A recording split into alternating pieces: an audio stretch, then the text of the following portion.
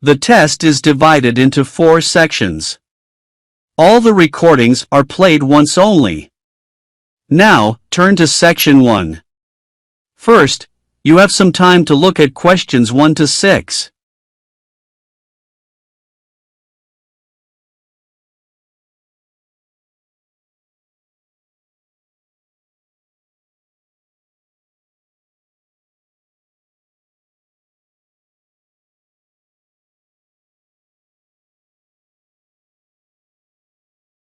Hi, can I help you?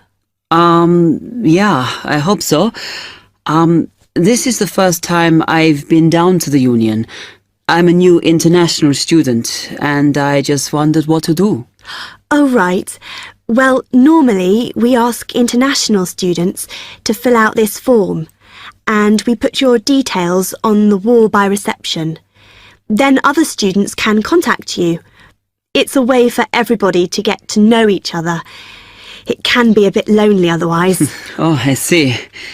What's your name? I'm Anna, by the way. It's Stefan Unger. OK, well, just write that there, next to name, and then fill in the rest. Right. What does it mean, degree program? Oh, just if you are an undergraduate or a postgraduate. Or maybe you're just here for a short course? I'm a postgraduate. Oh. Do I need to say what in? Not really. It's too much detail. But you should put your department, so people who have the same interests or problems as you can get in touch. So I'm studying marine construction, so for department, do I put down the science faculty then? Just your actual department. That must be engineering, no? Oh, I see, yes. Then if you list what you like doing in your free time, not that we ever get any when we're studying, and maybe you can meet up with someone socially, or to join a club or something. Well, I like lots of things. Shall I just list them? My advice is to just put 1 or 2, like football and films or whatever.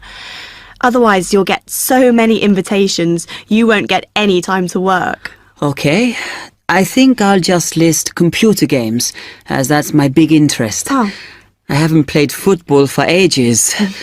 I may start to play once I get settled. Now, let's see. Next thing is languages. Yes, we find many of the international students get a bit tired of speaking English all the time. Sometimes they like to speak to someone in their own language. It's up to you. That is a good idea. I presume I don't need to put English down. Oh no, I put Italian and French. I can only speak German, my mother tongue. OK, well that's fine. Just put that. What does accommodation mean? Is that my address? We're trying to find similarities between people, and some people live in hall, some are in flats, some are in bedsits. So it helps if you say. I'm in hall, though I'd like to be in a flat, but that won't happen till the end of the first term. Put where you are now. You can always change it later. Then finally, just put your phone number. I haven't really got one. I haven't sorted out a mobile yet. Well, it's going to be difficult for people to contact you then, isn't it? Why don't you put the Union one and we'll take messages for you? Okay. It's 02950 659 003. Have you got that? Yes. OK then. Now you have some time to look at questions 7 to 10.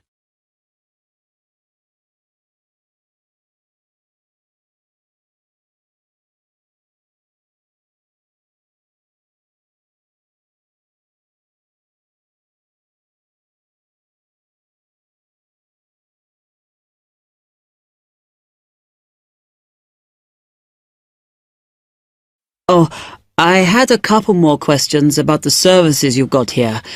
It says there's a photocopier here. Yes, you need to get a card from the shop and then it's available to all students in the mornings. The union uses it after 1 p.m. Okay. I see also the union organizes loads of events. Are they always held here in the union building? It looks big enough. If you're interested in something, you should check the poster or our website. In fact, we normally use the Round Theatre, opposite the conference centre for most events, because the sound system is better. Right. I'll do that. Also, I wanted to hire a van. Can I do that through you? No. You need to present a case, really. They're not just available for hire to anyone. The president said we have to limit who is allowed to hire them. The person you need to see is the transport secretary. She's on the 2nd floor. Okay, thanks. The other thing is, are all the discounts we get with our union card listed on the back of the card? I thought there might be more. No, that's it, I'm afraid. Mainly books, clothes and music. Though we are currently negotiating to get one on newspapers, so that should be valid from next term. Okay, thanks a lot for your help. Now, turn to Section 2. First, you have some time to look at questions 11 to 15.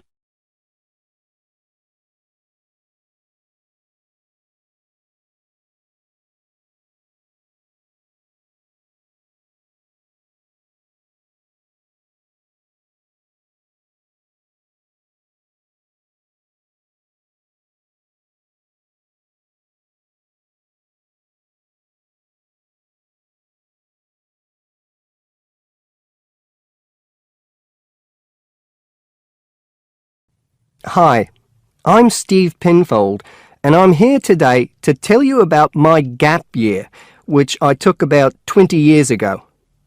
Unlike many students these days who go travelling or get some work experience between school and university, I decided to do something completely different after finishing my degree.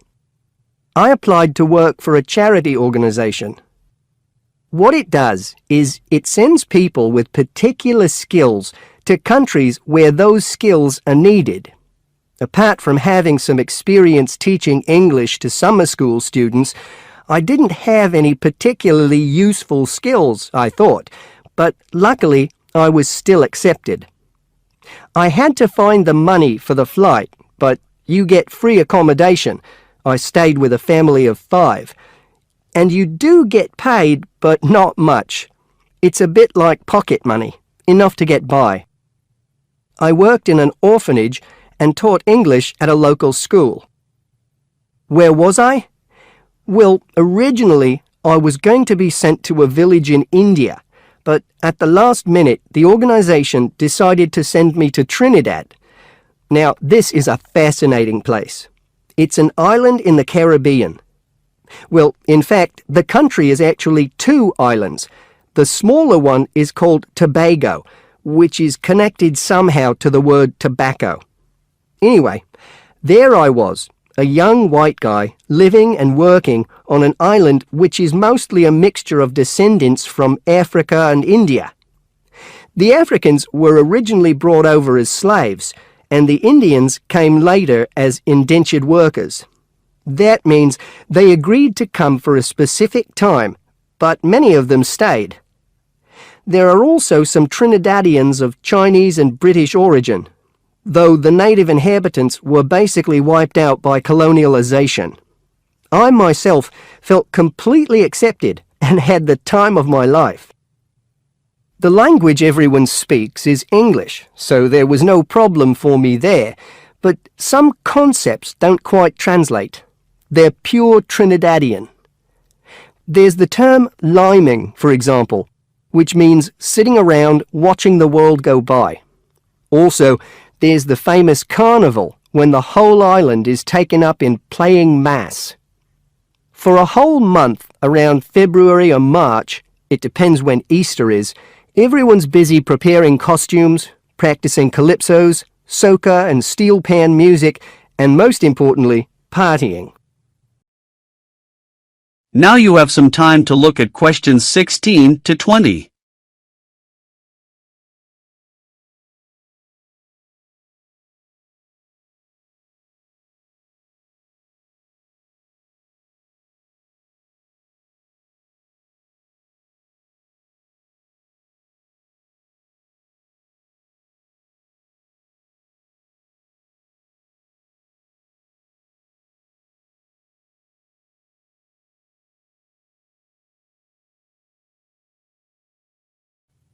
When the actual official carnival starts, it's days of 24-hour dancing in the streets. In Trinidad, it's called whining.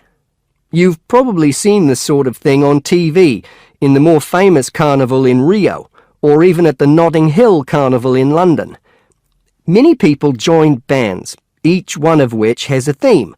For example, the Sea or Jungle Fever, and they have costumes designed and made to go with the theme.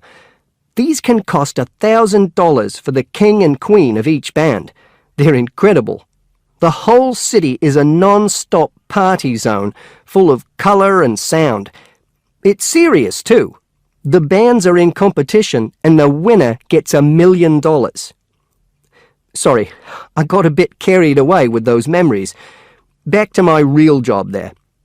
The orphanage was called St. Augustine's, and that's also the name of the place where it was, St. Augustine, a town just outside the capital city, Port of Spain. I didn't have any particular job description, just to be with the children and tell stories, sing songs and play games. Oh, and we also went camping in the jungle once. I could tell you a few stories about that particular escapade. Every time I arrived at the gate, kids would come running towards me, shouting, with big smiles on their faces. The younger children seemed fascinated by my blonde hair and loved to touch it as if it was something miraculous. The English teaching I did 2 days a week in a primary school for 6 to 11-year-olds. The kids may have been poor, but they all wore neat and clean uniforms and were so respectful and enthusiastic. I've now been teaching for many years in different countries, and I still think those were the best students I've ever taught. What else did I do while I was there? I swam a lot. Can you imagine what it's like swimming with dolphins and with pelicans diving into the sea right next to you? More seriously, I trained to be a Samaritan. That's someone who listens and supports people who have problems with their lives. Overall, what I took from the experience was a sense of being in another culture, or rather cultures. As humans, we all share many characteristics, but we express ourselves in various ways. In Trinidad, there are lots of different communities and religions, and so many different kinds of festival to see. Hindu, Muslim, Christian, as well as some rather mysterious African traditions. There are quite a few Rastafarians too. Trinidad is, as Americans are fond of saying of their own country, a melting pot where everybody is greeted warmly. Go and see for yourself. I'm not sure how it's changed since I was there, but I'd love to find out. Now, turn to Section 3. First, you have some time to look at questions 21 to 23.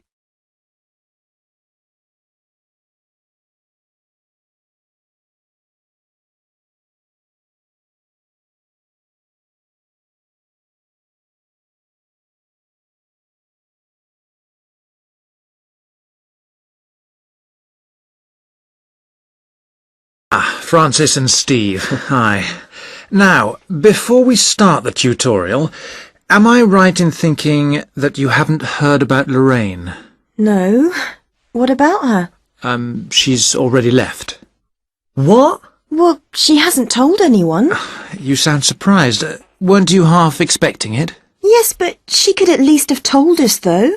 We've been on the course together for the past 3 years, and it would have been nice to know. She always was the sort to keep herself to herself. Yes, I know what you mean. Did she give any reason? Well, she got that job. What? Yes, and she's been given permission to leave, as there's only a week to go before the end of the course. But she'll be back for the exam week. Oh well, we'll just have to catch her on the mobile after the class. She's gone back to Wales first. Oh dear. We'll get hold of her on the mobile. She did say that it might not be possible to contact her for a couple of weeks. Oh, okay. If that is what she wants. Now you have some time to look at questions 24 to 30.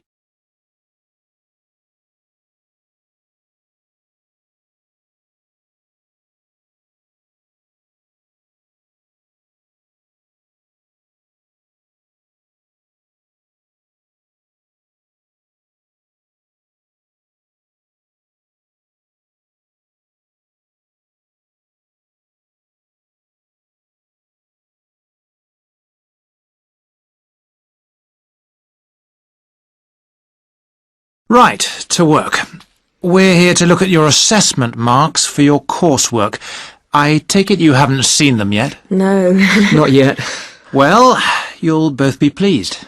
In fact, very pleased. Yes? Francis, you have come out with the top mark in the year.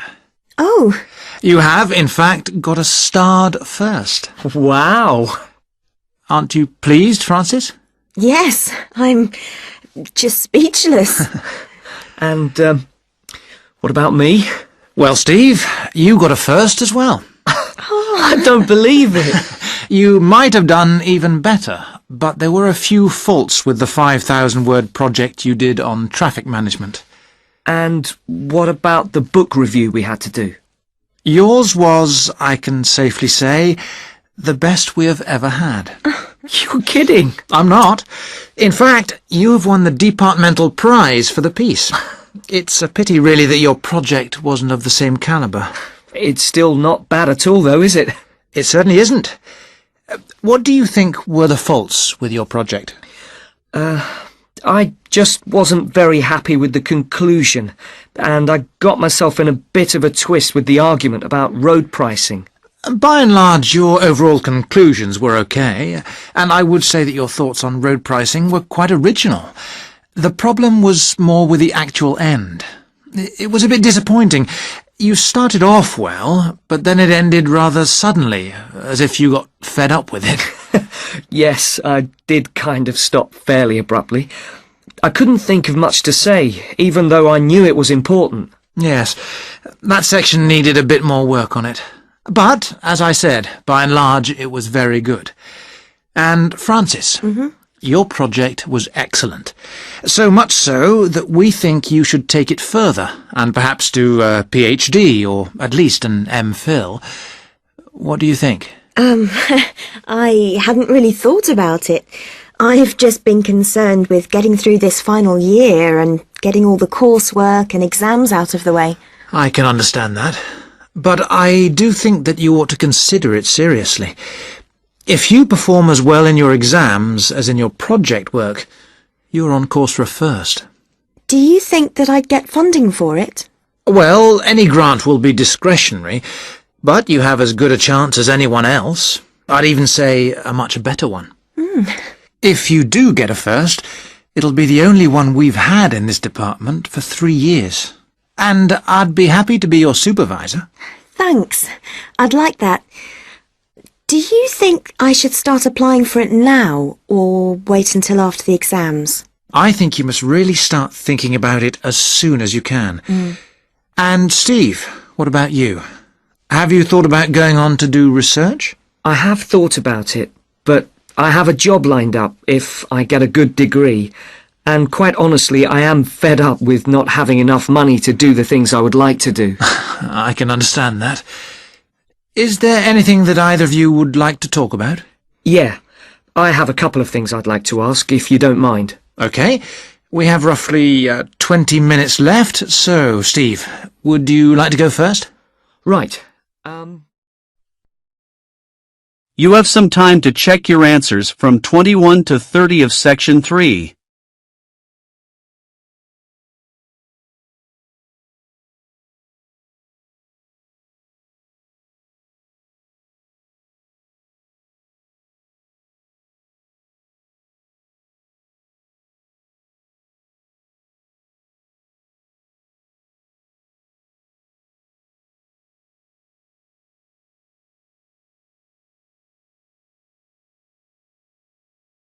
Now, turn to Section 4. First, you have some time to look at questions 31 to 40.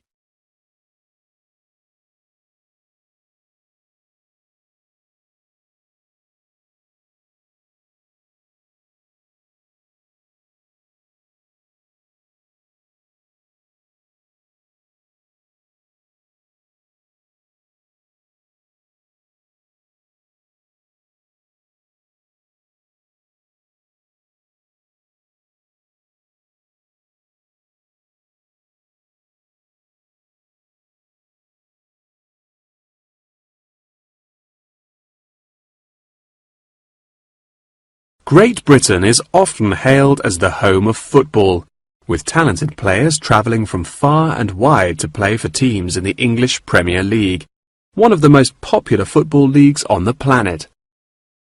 Today we are going to take a look back to the 19th century Great Britain, in an attempt to trace the evolution of the beautiful game, as it is now known. Prior to the 19th century, the game featured a wide variety of local and regional adaptations, which were later smartened up and made more uniform to create our modern-day sports of association football, rugby football, and Ireland's Gaelic football. Even up to the mid-19th century, Shrovetide football, or mob football, was still widely practiced. According to the rules of mob football, there were no rules.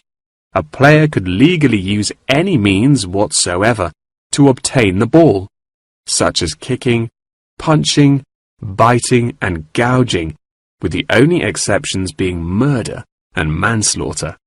These games may be regarded as the ancestors of modern codes of football, and by comparison with later models of football, they were chaotic and had few cooperation. Towards the latter end of the 19th century, and moving into the early part of the 20th century, however, there appeared a newfound emphasis on moral values in football. Perhaps a more modern example of this can be seen in John Terry's suspension as England captain, following reports of his infidelity to his wife.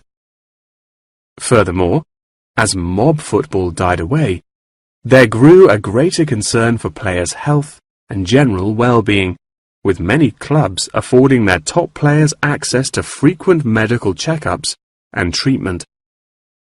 Despite the presence of Great Britain's unique state-funded National Health Service, football clubs are still seen today providing team members with state-of-the-art healthcare facilities, with the top clubs even housing their own specialist doctors and physicians.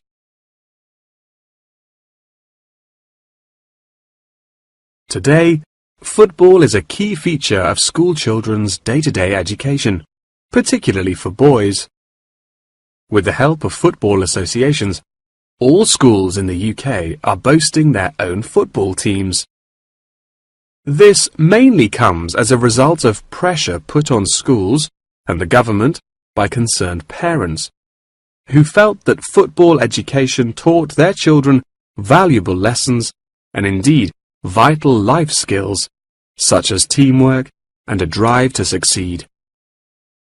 Nowadays, many of the UK's top football clubs provide training facilities and outreach programs in an attempt to educate the nation's aspiring youths. As I previously mentioned, it was only during the 19th century that football in its uniform concept truly began to emerge, with footballers previously playing according to their own versions of the rules. However, it was not until the early 20th century that different players actually began to play according to these standardized rules. Prior to the 19th century, football was played by all the major English public schools, including the likes of Eton College, Winchester College, and Harrow. In 1848, there was a meeting at Cambridge University in an attempt to lay down the laws of football.